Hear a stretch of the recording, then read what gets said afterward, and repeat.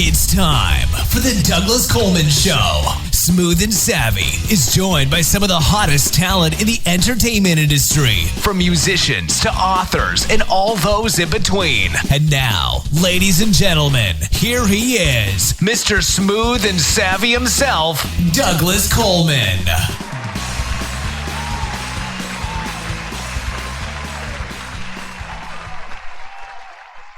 Well, hello there. How are ya? Welcome to the Douglas Coleman Show. It's me, Douglas Coleman. I just wanted to tell you that I had a really fantastic lunch today.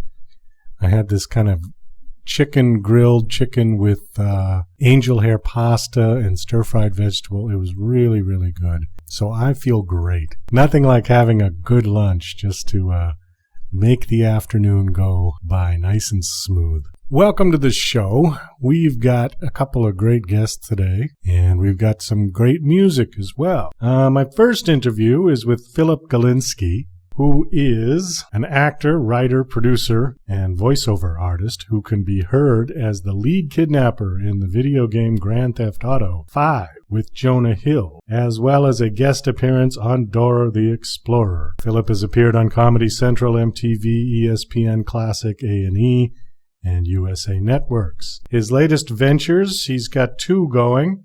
One is called Philip Galinsky Presents Facebook Comes Alive, and it's a one-man stage show that is dedicated to his Facebook page, and as he tells us in the interview, to other people's Facebook page. Zzz. So it should be, it's an interesting interview, and it should be a good show if you get a chance to see it. It's in New York City. The other show he's got going is called the Manhattan Monologue Slam, which is kind of like American Idol for actors. They get to do a 30-second monologue in front of a panel, and if the panel likes you, you come back to do a 2-minute, and then there are prizes for the winner. So Philip will be coming up first, followed by a returning guest, Rosemary Johns, who is an author. She's got a new book out called Blood Dragons, which is about vampires, but with a twist. It's not your typical quintessential vampire story. And she is coming back to the show for a second time. She was on about a year ago, and she's got her new book out, so Rosemary will be up second. Before we get to the interviews, however, we have a song. And as a professional musician, I don't volunteer these kind of compliments too readily, but this person that is going to be coming up has an amazing voice. There are just occasionally when I hear a voice that is just like, wow, kind of blows you away. And she really has that voice. It's just a very soothing, sweet-sounding voice. Her name is Arielle Phillips, and the song we're going to play is called Given Up. She actually was nice enough to send in 3 songs. She's another music X-ray submission artist, and she sent me 3 songs, and I will be playing all 3 songs at some point, but we're going to play one today, and we'll probably play the others down the road a piece. Here is Arielle Phillips and Given Up, and then we're going to go straight into the interview. Head on your chest, I felt your heart beat. My hand in yours, I felt your care. The sound of your voice when we first did meet, the blue in your eyes I couldn't bear. These memories try and fade away, but I'm holding on to yesterday, your voice inside my head, and I'm choosing to hear you instead. I haven't given up on hope. I haven't given up on love. I've given up on you, but still it's you I dream of.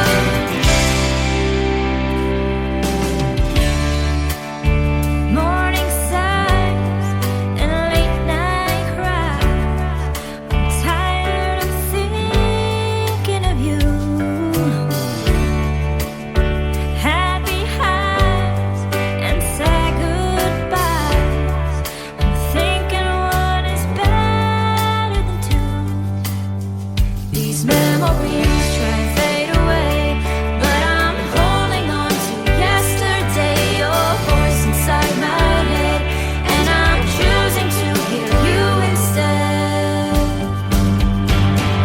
I haven't given up on hope. I haven't given up on love. I've given up on you, but still it's you I dream of.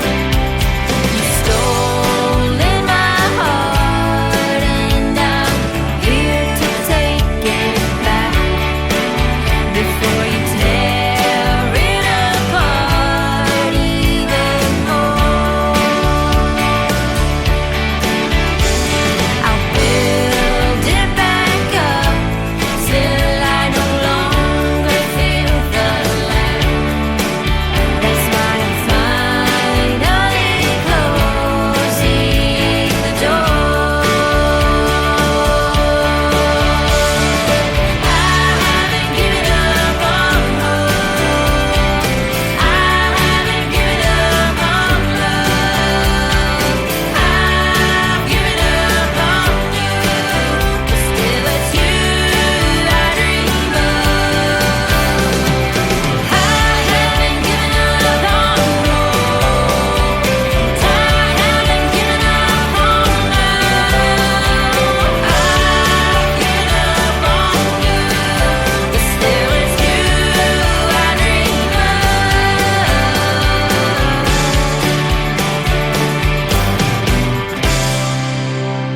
These memories try and fade away, but I'm holding on to yesterday. Your voice inside my head, and I'm choosing to hear you instead.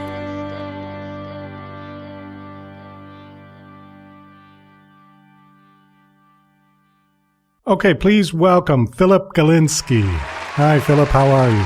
I'm wonderful. How are you? Very good. Thank you for coming on the show. I appreciate it. Your bio says that you are an actor, writer, producer, guru, and voiceover artist. What exactly is your guru role? I mentor actors, help actors become stars. I do a show called the Manhattan Monologue Slam, and it's sort of like American Idol for actors. And so a lot of people have gotten their agents and gotten on Law and Order, Orange is the New Black, all that stuff from participating in the show. Now, is the show on television? It's a live theater show. We're talking about putting it on TV. The clips of the monologues themselves are on YouTube, so Okay. people can see them and share them and stuff. So it's in the works, some type of TV or, like Hulu or something like that. Okay, so you said it's sort of like American Idol. So you've got a panel of judges, like 2 or 3 people sitting at the desk Yeah, facing. we have casting directors, talent agents, and other actors that have become stars from the show. So we have we've had Sarah Silverman on the panel, Jenna Fisher from The Office, Alicia Joy Powell, who's the nanny on Mysteries of Laura, and .com, who was on 30 Rock, the bodyguard or best friend of Tracy Morgan. So Oh, it goes right, through industry people plus celebrities. Okay, how many people are judging? Usually between 4 and 6. And so what happens? So somebody comes out and they do a monologue and then they get critiqued? No, so the setup with there's 2 sets to the show. So actors pre-book their ticket. They buy a ticket, and 30 actors get to do a 30-second monologue in front of the panel. And then that panel picks 3 or 4 of them to come back next month to do a full 2-minute monologue. So after the 30-second monologues are done, we take an intermission, and then the actors from last month, 5 actors will do their 2-minute monologue, and the panel critiques those 5 actors. And the audience votes for the winner, and the panel votes for the winner. And then the winner gets a headshot session, free classes at NY Castings, a bunch of prizes. And then they're entered into the Super Slam, which is our year-end show. And if you win that, you get a 6-month contract with an agent, a commercial agent, a legit agent, and a personal manager. How long have you been doing this? About 10 years. We've been out doing it back and forth in LA about 3 years. We were doing that, and then we got a really cool venue here in New York, and we're just focusing here in New York right now.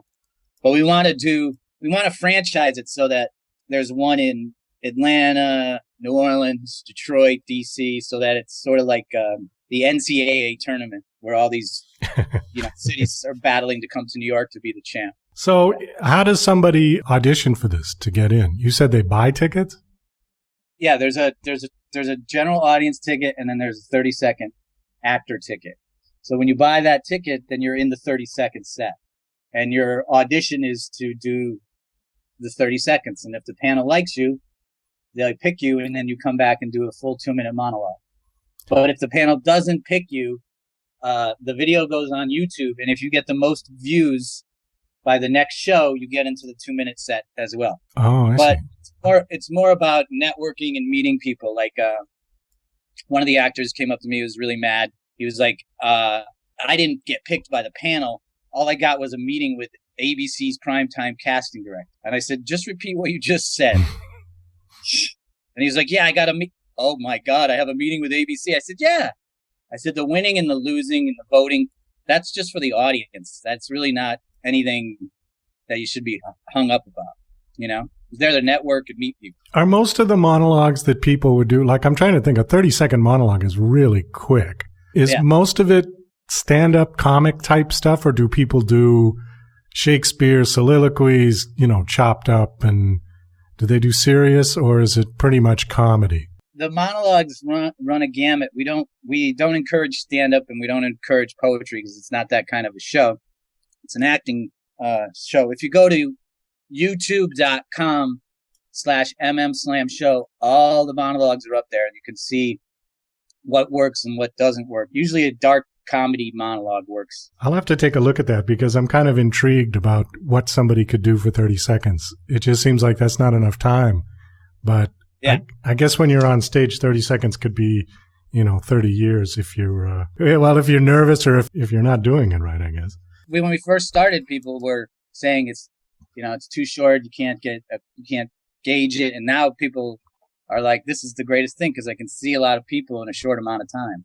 I suppose it's true with music. I mean, I'm a musician and a songwriter, have been for many, many years. And I guess I can listen to a song and tell if it's decent, certainly within 30 seconds. So I suppose with, trained actors and producers and directors, they could probably, their senses to what somebody is either got it or they don't. I suppose they could pretty much tell right off the bat like that. The other one that I was laughing about on your bio that I wanted to talk to you about, Facebook Comes Alive. Yeah. Okay, now the premise of this, I'll let you tell the premise, but I'm just going to read what it says on the top here as an introduction because it's funny. It says the criticism about Facebook and social media websites in general is that they promote people's worst narcissistic tendencies. And I think that's very true. It also promotes people's hiding. I think they call it catfishing. Yeah.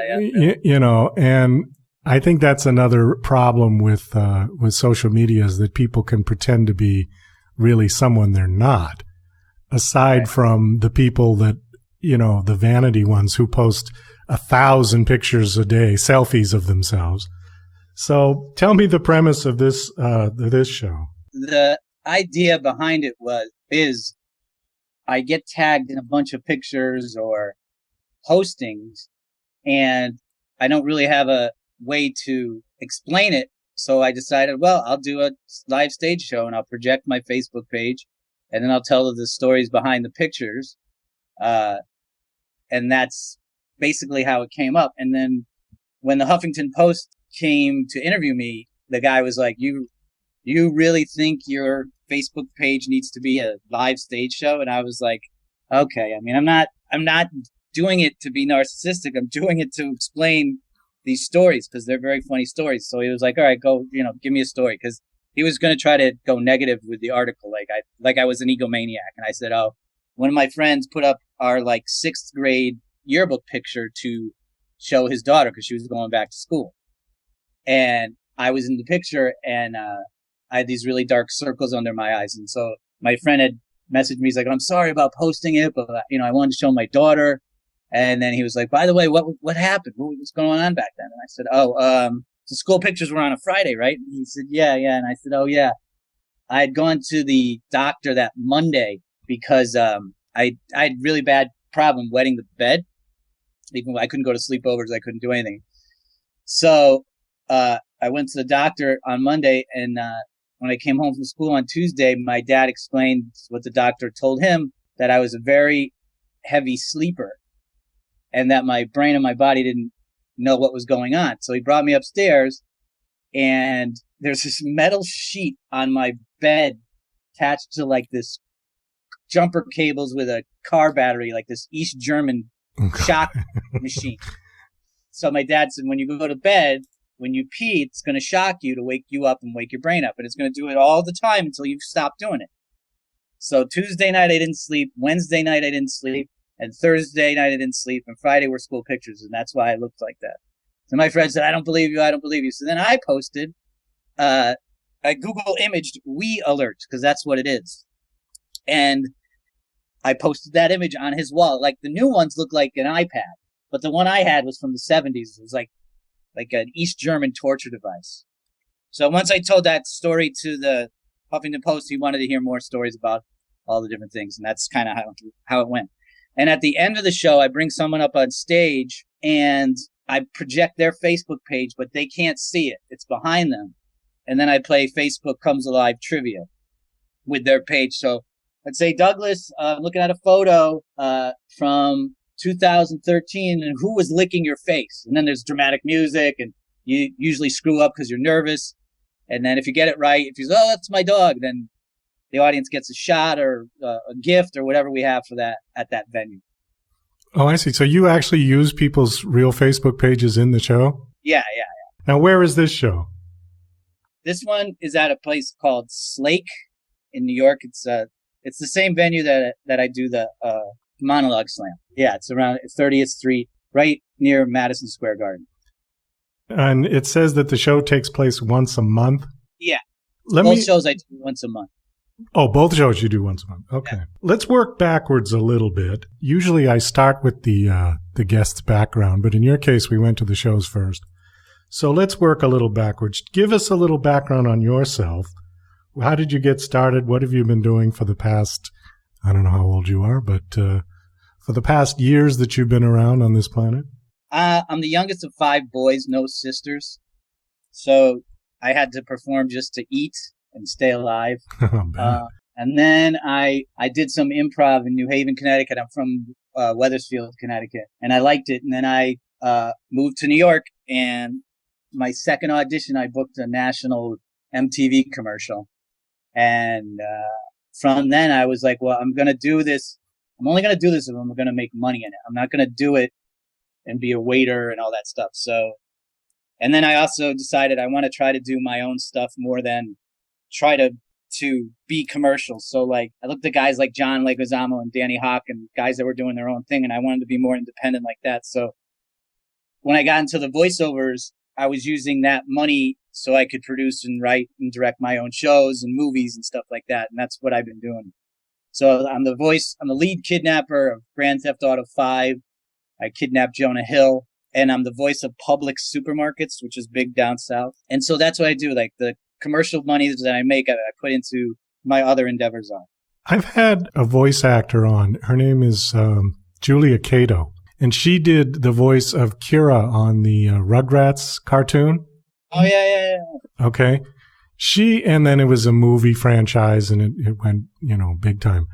She told me that that's one of the most difficult parts or business to get into as an actor. Yeah. Because they seem to, I don't know what it was. She said that it's really, that one is really about who knows you. Because they tend to keep the voice actors for a long time. Yep. Is that true? Yeah. And then you get, like, I was supposed to be the voice of McDonald's strawberry lemonade. I was supposed to be the lemon. And it was almost all done. And then they just changed their mind and they went with Steve Shrippa, who was Bobby Bacala of The Sopranos. So you can get just bumped by a celebrity that, or if I get it, it's because they like the fact that they haven't heard that voice. So they want that. Because I guess it doesn't matter, what you look like particularly. I mean, with actors in film, you've got to fit the physical role. Right. But with a voice, you can be almost anything. I mean, I remember that video of, was it Aerosmith, that had the woman doing the phone sex, and she looked like Divine. Yeah. But she had the sexiest voice in the world. So how do you get into that? How do you get into auditioning for voice actor roles?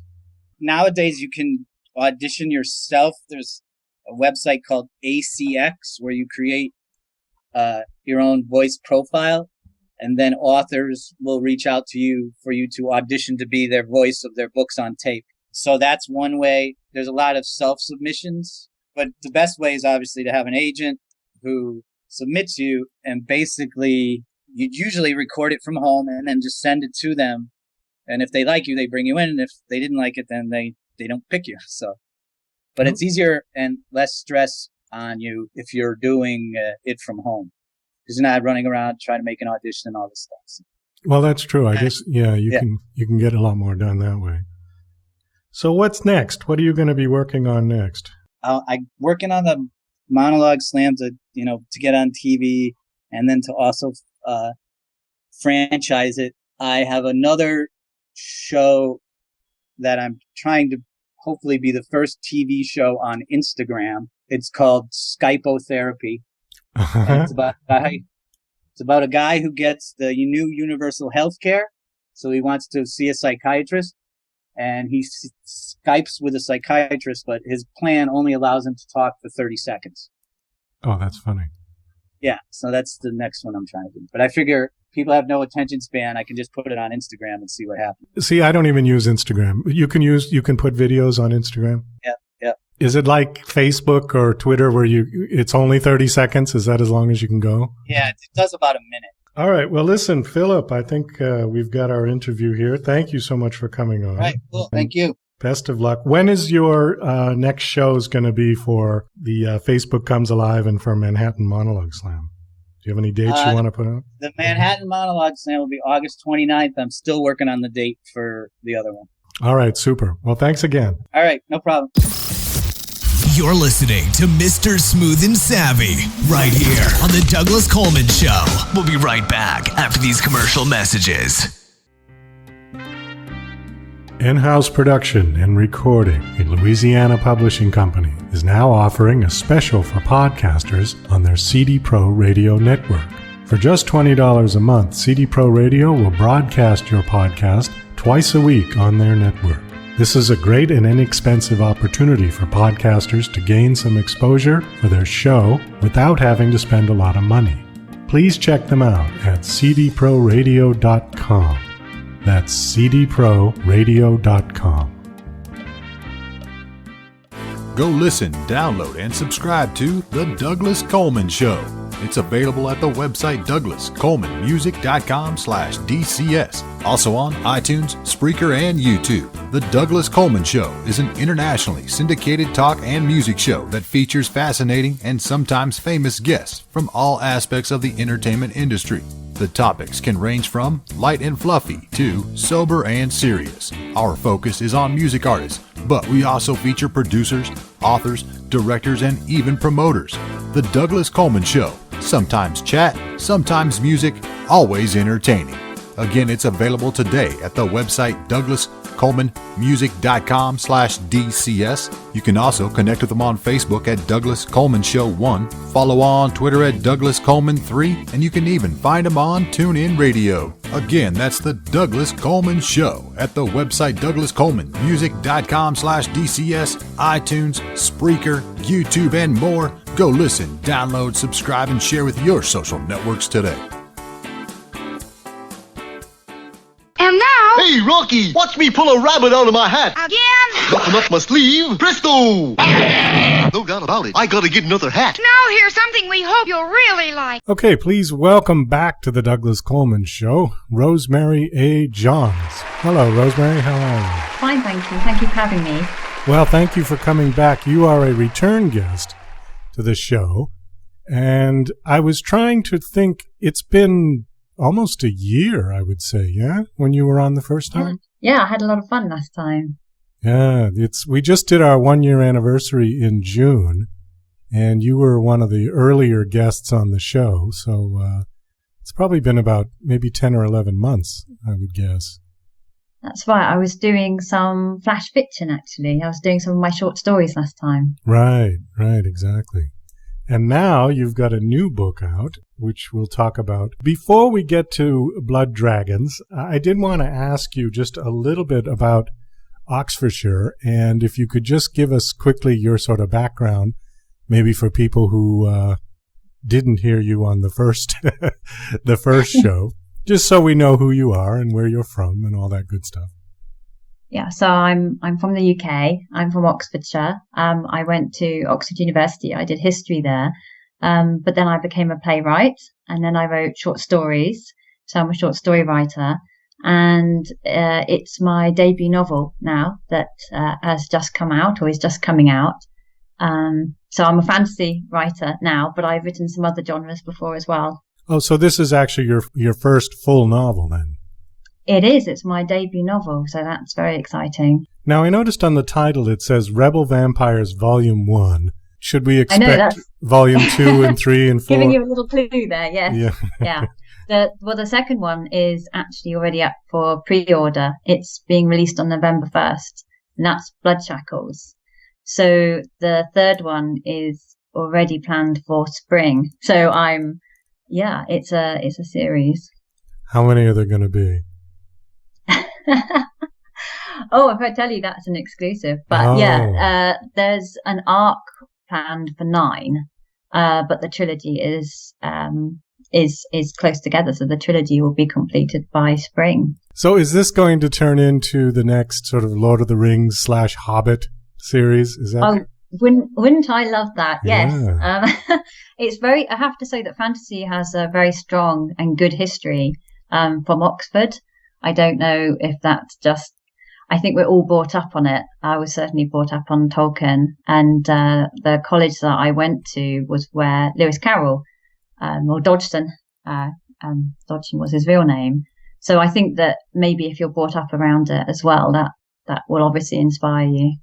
Well, wasn't Harry Potter sort of based around there as well?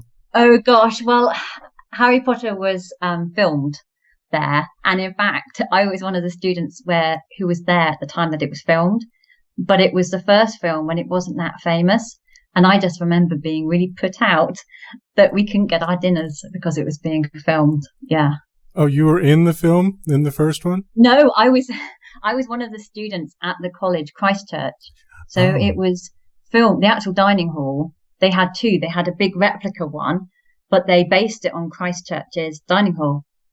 And so they would film so all the actors would go and have it filmed in the actual dining hall. And then they had a pretend one as well. So all of us poor students were shoved out while they did all the filming. So there were nights we didn't get dinners. And I just remember we were all just so annoyed. Like, what are these people filming this film? We're not getting dinner. Well, if they're not going to give you... It turned out to be Harry Potter. If they're not going to give you dinner, they should at least let you be in the film. I think that'd be only absolutely. fair. Yeah. Well, Oxfordshire does have a good history of being in a lot of shows and films and things. One of the shows that I am a big fan of is Brideshead Revisited. Oh, I love that. Yeah, and I know that was filmed all around that area because Charles and Sebastian went to Oxford. And Christchurch. So, same history again, yeah. And that was one of my absolute all-time favorite books, and that's just an amazing series. I love the TV series. I wasn't as big of a fan of the Hollywood movie. I don't know if you saw that one that came out later. Yeah, and compared to the TV series, no. Oh, it just moved way too quickly. It needed that time to sort of develop the story and develop the characters. And when they shoved, 8 hours or 9 hours of the TV series into an hour and 35-minute movie or something, it just didn't work. Yeah. Plus, I didn't like the character of the father in the movie at all, because how do you get better than Laurence Olivier. I mean, really. And it's such a complex book. And what you're saying about it needing the time, I think that's what the TV series did. It gave it space and time. Right, because there were just parts that in the film that they just breezed right over, and you really didn't get the sense of that Charles and Sebastian were friends for a long time. You got the impression that they had sort of just met and had a whirlwind romance, if you will, and then it was all done. And then the next scene is Sebastian in sort of some missionary in, what was it, Morocco or something, and he's lost his mind and suffering from alcoholism and all that. And it was way too quick, way too fast. So I had a friend that I sort of turned on to this series, and I said, if you're going to do it, you've got to watch the TV series first. Because if you watch the movie first, it'll be completely wrong, be completely backwards. So he did. We watched the series and then watched the movie and said, yes, I see what you mean. Anyway, so tell us about your book, Blood Dragons. Now, this is about vampires? It is, but not a usual vampire novel, by which I set out to write something which is going to be a really new twist on it. I wanted to write a vampire novel for adults, which would be dark and subversive and would be a species that had simply evolved alongside us, that were kind of the apex predators. And what it would be, in a very urban fantasy way, what it would really be like if vampires existed and had to deal with the petty frustrations and difficulties, but were hidden at the same time. And I wanted to, absolute no disrespect to Twilight, because that's fantastic for the age group it's written for, but I wanted to write something for the rest of us who are older than that generation. And that's what I wanted to write. I also wanted to write something that had a British vampire at its centre, because when I looked around, I realised that didn't really exist. You had the sidekick British vampire, or the villain, or the love interest, but you didn't have the British vampire that was, the protagonist, the real lead to it. And that's what I wanted. So there's a sort of hidden paranormal London where the vampires are both the predator and the prey. And it's a love triangle as well. Now, the original Bela Lugosi vampire, he was from Transylvania, right? Is that where they supposedly came from, which is somewhere in Eastern Europe, right? Yeah. And lots of people think Bram Stoker. So you say, well, there's Bram Stoker. Well, he was Irish. So kind of the concept of the English vampire. And also, of course, the vampire of Dracula came from Transylvania. Right. So the goodies come from England. But the vampire, there is not an English vampire. There are some on TV, but again, they tend to be the love interest, or they tend to be the villain, or they tend to be the sidekick. And I wanted the main guy. And my character is a rocker, as in modern rock, the mods and the rockers from the 1950s, kind of Triton motorbike, leather jacket. Because what I wanted to get away from was the concept of, he's going to be a kind of a Hugh Grant, suave English. I wanted every preconception about it to kind of be turned on its head, because that's the kind of writer I am. So I wanted, he's, as I said, leather jacket wearing, rebel without a cause type, a kind of young Michael Caine, if you wanted to imagine a voice. So that's a type of character as well. So it wasn't going to be English vampire Hugh Grant type. I was thinking of Marlon Brando. Oh, yes. Amazing. English version of, yes. English version of Marlon Brando, yeah. Absolutely. With the motorcycle jackets and, yeah. What was that movie called again? Wild Ones. Wild Ones, yes, that's it. Absolutely. And it's set in it's set present day, because it's not giving anything away to say it starts off with his, the other thing that often happens in vampire novels is they meet someone in 17, 18 years old or early 20s, fall in love with them. That's where the novel ends. And I wanted to write a love that lasts for the next 50 years. You know, a vampire that actually stays with the human, doesn't turn them, but stays with them. And that's what my vampire does. And it starts with he's writing a memoir to her. He's got a photographic memory. He's a savant. So he remembers everything. But the woman he's in love with and stays with has dementia. It's at the end of her life and she has dementia and she's forgetting everything. So it's about memory and identity. And he's writing this memoir to her so that she doesn't forget. So it goes back to when he met her, which was in the 1960s. And I love the 1960s, pretty much everything about it, and the clothes and the hair and the music and the fact that it was a real turning point in the concepts of freedom and gender and the way everyone got to behave and thought about the world. So the fact that he goes on a kind of redemptive journey himself, and is a thriller as well. So he's kind of, can he save both species? So it's, you know, that's going on as well. But, you know, the fact that that's set in the 1960s was really important for me. And it's really cool. Vampires for a historian are perfect because you get to write about all the coolest bits of time and all the best events that you've, you know, studied and wanted to do. So he was elected in Victorian times. So I have 150 years of events from First World War to the riots we had here in Brighton, which were between the mods and rockers fighting each other. So I get to write about that. And the love interest, one of the love interests is a Elizabethan, really cool, my favorite character called Ruby, this sort of savage seductress. So I get to write an Elizabethan as well. So, as I said, vampires for a historian are just perfect, really.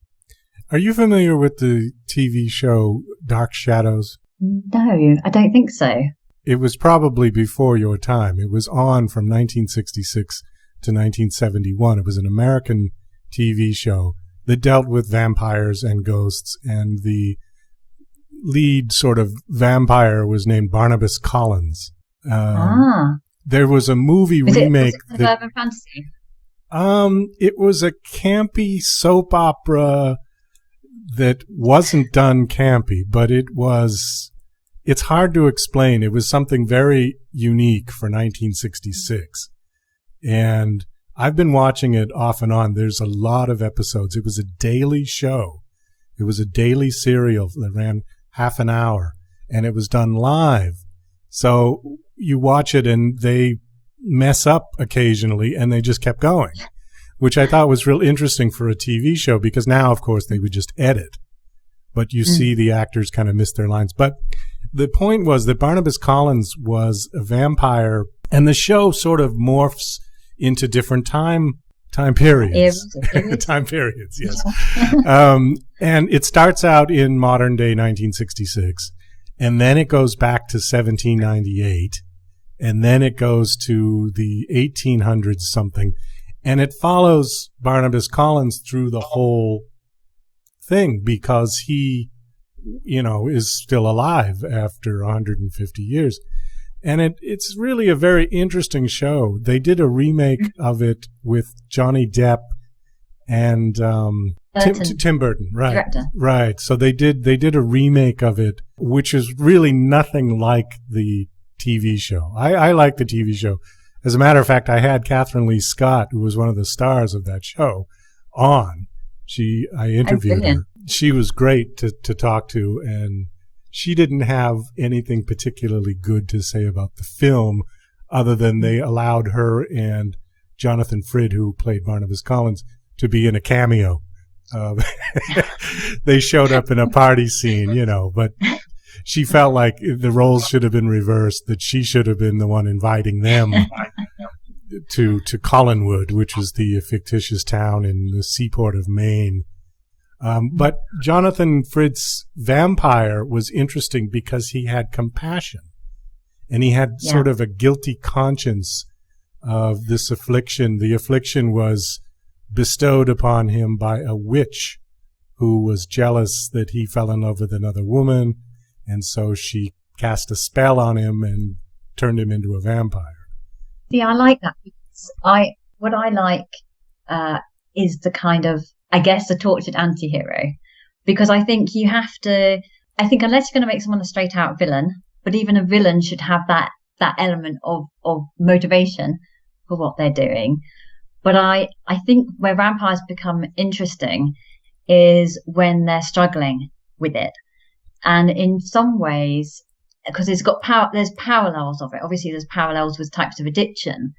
And in moments in my book, it's meant to be a freedom, that it's not often with vampirism, it's said that it's like a hunger.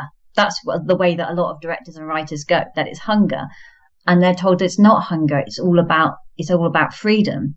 Whereas my character feels that actually he thought that it was freedom for the time that he was with Ruby, which is the first love, blood life of love. But actually he begins to realize it's just another type of control.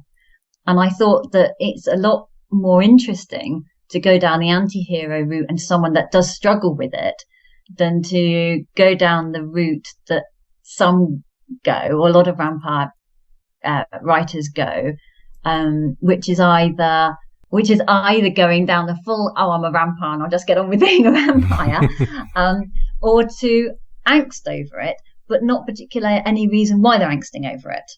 Because you've got to accept that that's what they are, but there's got to be a reason why they suddenly realize there's a problem with being what they are.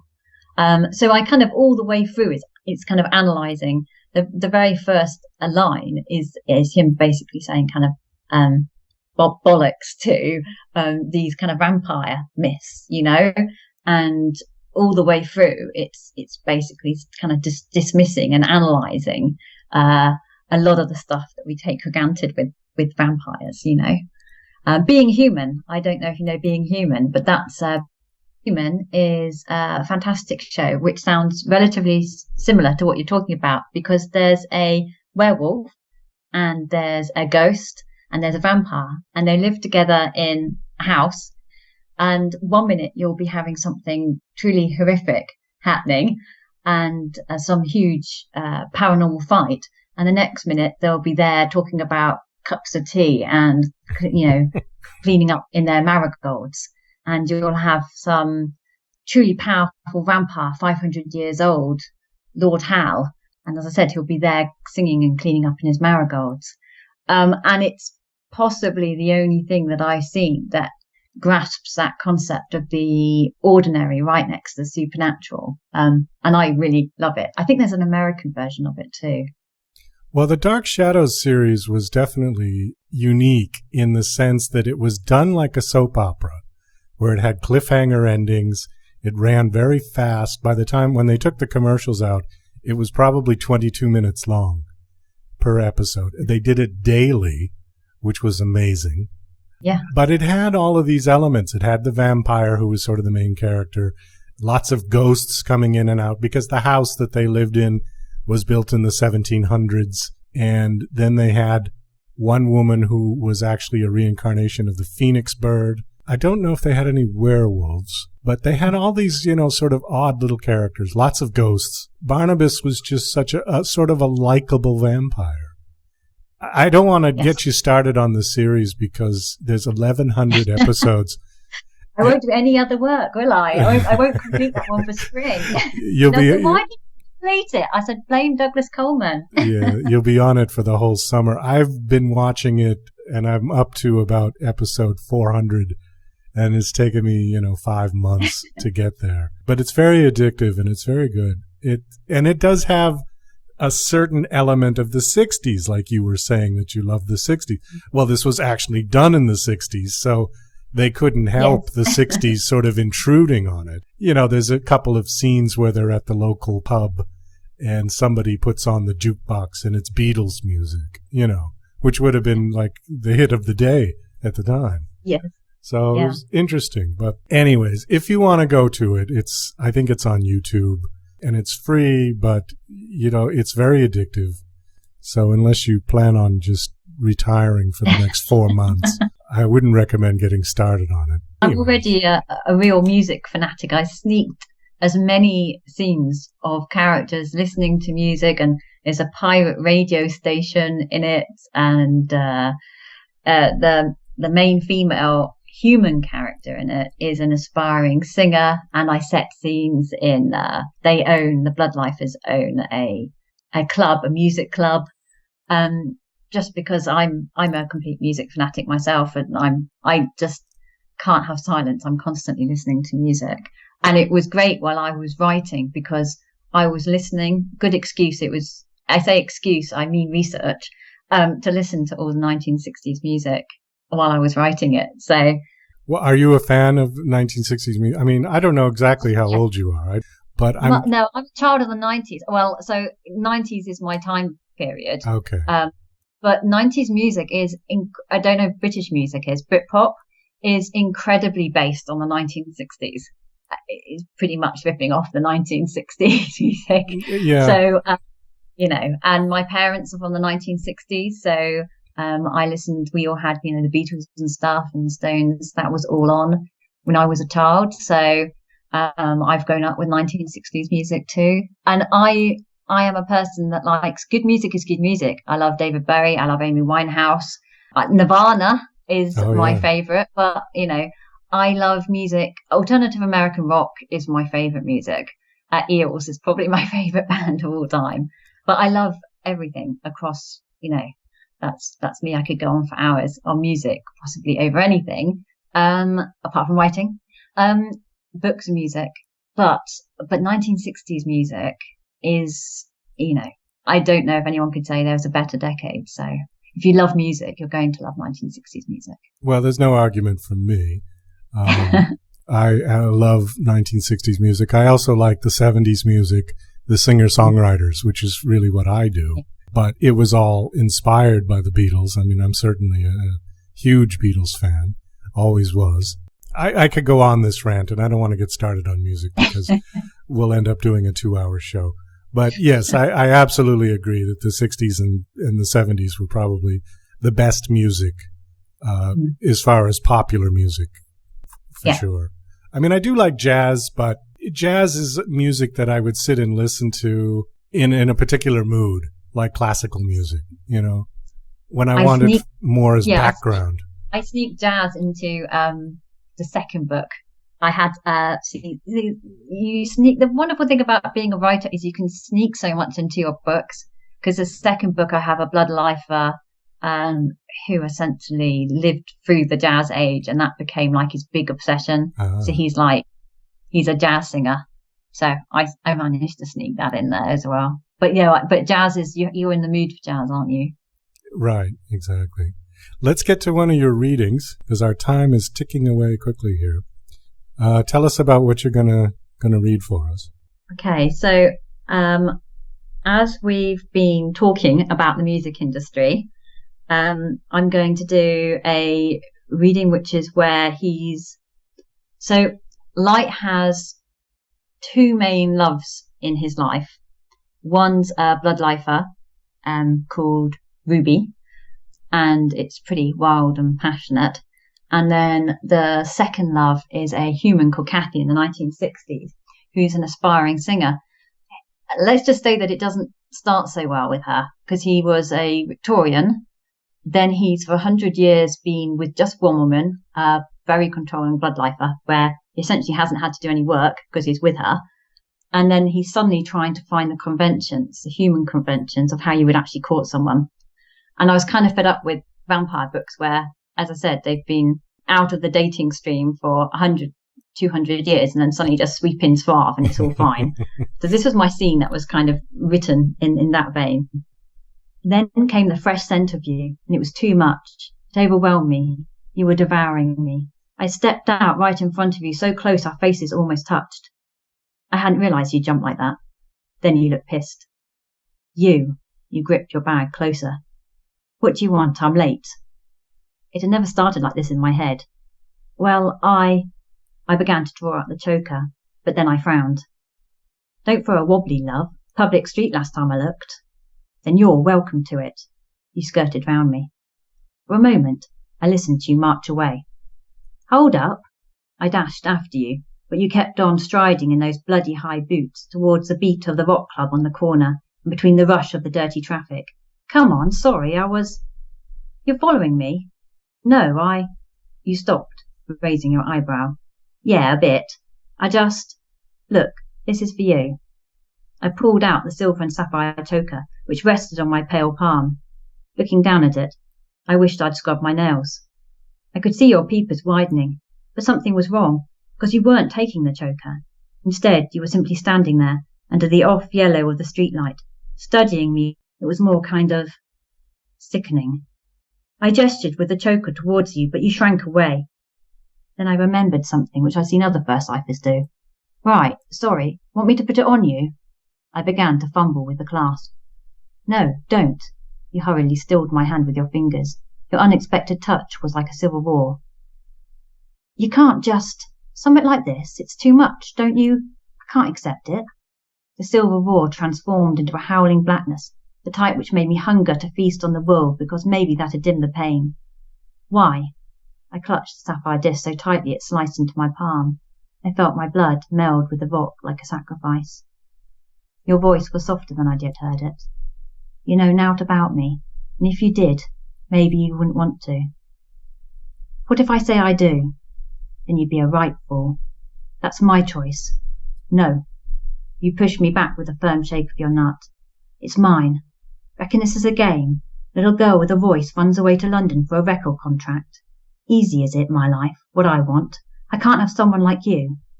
That right? Someone like me? Anger flashed at last, and it was laced with a raw, remembered bitterness. You never forget your first life. And you don't forgive, either. Suppose you'd prefer a bank clerk. I'd settle for someone who wasn't a freak. You bit your lip as soon as the words were out. I've always wondered if you regretted them, as much as they hurt me. You immediately put your nut down, avoiding my eye as you strode deeper into the centre of Soho. You didn't look back. And this time, I didn't follow. Oh, very nice. I think this could be definitely a movie. I think it has all the right ingredients, yeah. Let's shoot for Lord of the Rings and Hobbit, yeah? I think absolutely. That's a good one. Someone's already said to me they imagined a young, not that I can do the accent of the character, but one of the readers said to me they'd imagined that it was a young Michael Caine as the chief character, which is, if I'd been able to do the accent, not far off probably. Michael Caine is the vampire? Yeah, he's meant to be London. It's just I can't do it. Yeah. Wouldn't he be? Well, he'd be a little old now, yeah. Oh, now, yes. A young Michael Caine. In the 1960s. Now, do you use the same rules? I mean, with vampires, there are certain rules that you have to follow, like stake through the heart and the silver cross and all those things. Do you carry those into your book as well? I will read to you the first line of the book. You know those vampire myths? Holy water, entry by invitation only, and sodding crucifixes? Bollocks to them. That answers that question. Okay. No, I mean, he goes through the book, and at times you'll go, Bollocks Vampire Myth 3, whatever that may be. And at times you'll be like, yeah, actually, you know, we do stake through the heart. That's one that's true. But it doesn't have to be wood. It can be a spoon if you like, if you're particularly sadistic, you know. And that was actually part of the fun of it, working out, you know, at one point it's like, well, actually blood has this amount of calories in, so we do actually need to eat real food too, because you die if you only had that amount of calories, you know. So it was working out scientific and logic, you know, what logically made sense, what didn't make sense, and for proper species, as opposed to just going along with myths that happened to be there when I was writing it, you know. And now the book is coming out. So the paperback is out now. Okay. Yeah, but the ebook is the 14th of August. I wanted to ask you one question that has nothing to do with your book, if you don't mind. Yeah, that's fine. Just because you are the first British person who has been on my show since the Brexit vote. And I just wanted to get your take on it, because as an American, we don't really know how it's going to affect us, if it's going to affect us at all, and what the significance is about it. But I wanted to just get your take on it. I'm not really sure that we know how it's going to affect us. And I'm not really sure that we quite know how we've got into this position. You know, it's a bit like when the Reformation happened with Henry VIII, and it was like little step by little step, and then like, oh, whoops, how are we here now? I think that may sum it up, if I'm honest with you. It was a very close vote. I'll say that as well. Yeah. It was almost split right down the middle. And the division was that the older generation wanted Brexit, and the younger generation, people under 35, wanted to remain. So the country was divided as well. So the north of the country and some of the poorer areas of the country wanted to leave, and the richer, the more educated areas and the south of the country wanted to remain. So it's not a really clear, easy picture to describe, because it was a very divisive vote, but it was a very close vote. It was a really, it wasn't, a lot of stuff that was said for both sides and all sides before the vote wasn't true. So it wasn't even a vote done on truth. And I don't think anyone really knows what the impact will be or how it will all come about. I'm hopeful that now things are settled down politically with who's actually in charge of the country, things will take a better turn. But I think it's all really new territory. It is actually a large thing. I am a person who likes inclusion, and I would always want to be as inclusive with everyone that I could. But when something has happened, you have to make the best of it, I think. Well, it's interesting because that vote has been used in our political campaign that's going on here now. And the United States is also very divided. This has been probably the worst political election I've ever seen in my lifetime in terms of how mean it's been. And I don't know what's going to happen, but people have used that. They're saying, well, look, the British they're pissed off because of the problems that the EU has created for their country, and they want out. And, similarly, Trump has been saying that there's too much illegal immigration in the United States, so he's going to build a giant wall. And, it seems like it's a similar deal that you said, where it's exclusion versus inclusion. And I think the irony is that I'm not really sure. I mean, immigration was used as a scapegoat. I mean, it always is. You can go back for any time period. I'm not going to label any because that's been thrown around a lot, but you can go for any time period and immigration will be used as the thing, or the EU. I mean, at one point, there were comedians saying you could literally blame anything on the EU right at this stage and it will get blamed on it.